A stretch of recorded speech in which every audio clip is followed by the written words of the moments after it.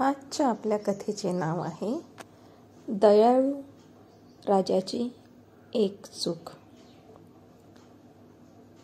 एका नगरात एक राजा होता. त्याचे नाव हर्षवर्धन होते. तो फार प्रेमळ होता. तो आपल्या राज्यासाठी नेहमीच चिंतित असायचा. तो नेहमी आपल्या प्रजेची काळजी घ्यायचा. त्यांना कशाची कमी होणार नाही याची स्वतः दखल घ्यायचा.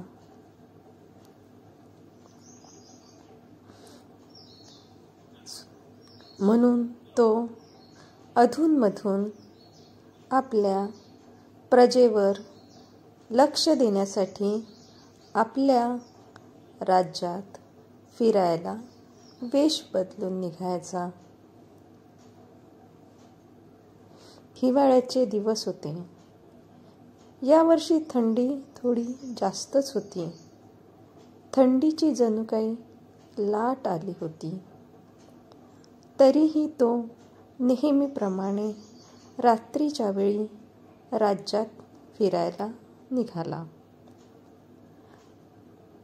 राजवाड्यात परत आल्यावर त्याने पाहिले की एक म्हातारा आणि म्हातारी राजवाड्याच्या मुख्य द्वाराजवळ बसलेले होते.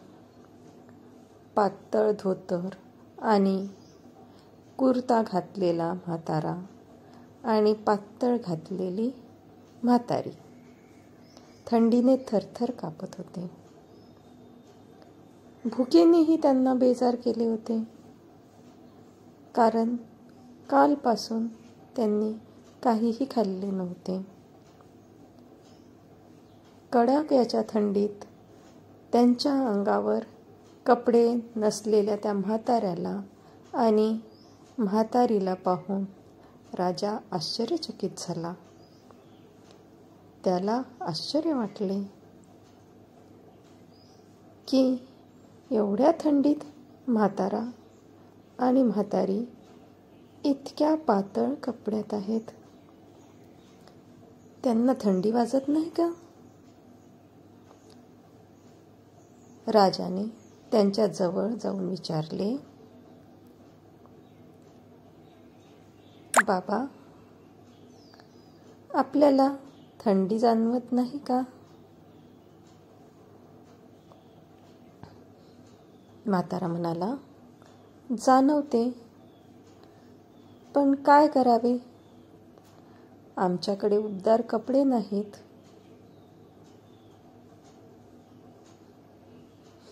इतकी वर्षे आम्ही कोणत्याही उबदार कपड्याशिवाय कडक थंडीत जगत आहे आणि जे मिळेल ते खात आहोत. आणि असे आमचे दिवस निघत आहेत. देव आम्हाला इतकी शक्ती देतो की आम्ही इतकी थंडी सहन करू शकतो आणि जगूही शकतो. म्हाताऱ्याने उत्तर दिले.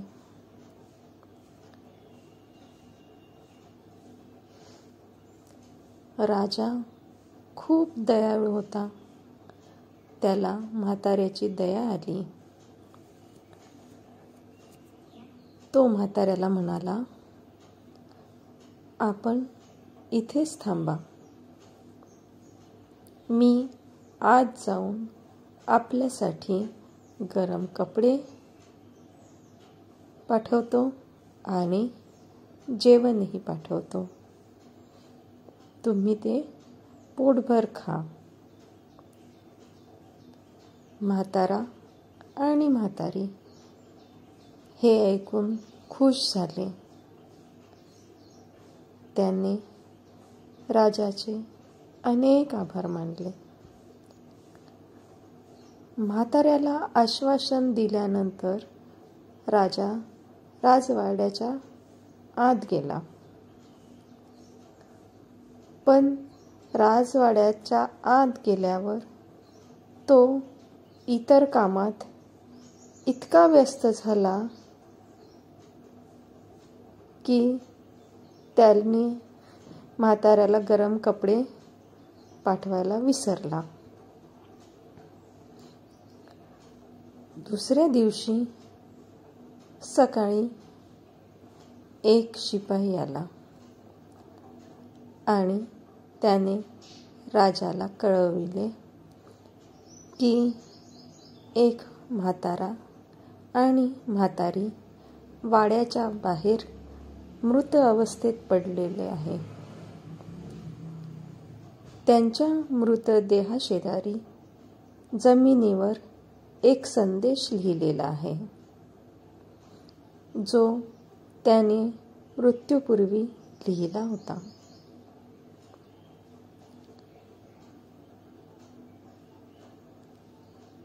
तो संदेश असा काही होता: इतकी वर्षे पातळ धोतर कुर्ता परिधान करून थंडीला सहन करून जगत होतो आणि उपाशी पोटी पण राहिलो. पण काल रात्री आम्हाला गरम कपडे आणि पोटभर जेवण मिळेल या आशेवर होतो. तुझ्या या वचनाने आमचा जीव घेतला. ह्या सर्व गोष्टीमुळे राजाला स्वतःचाच खूप राग आला. तो म्हातारा आणि म्हातारीच्या मरण्यासाठी स्वतःला दोषी मानत होता. त्यानंतर त्याने कधीही कुणाला दुखावले नाही आणि कितीही कामात असेल तर त्याने कुणाला दिलेले वचन तोडले नाही. तो आपल्या पश्चातापामध्ये खूप दिवस दुःखी राहिला. ही कथा वाचून आपल्याला काहीतरी शिकवण मिळते. ती शिकवण कोणती? कुणाला दिलेलं वचन तोडू नये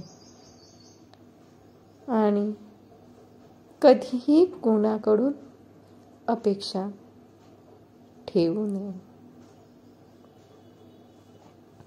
धन्यवाद.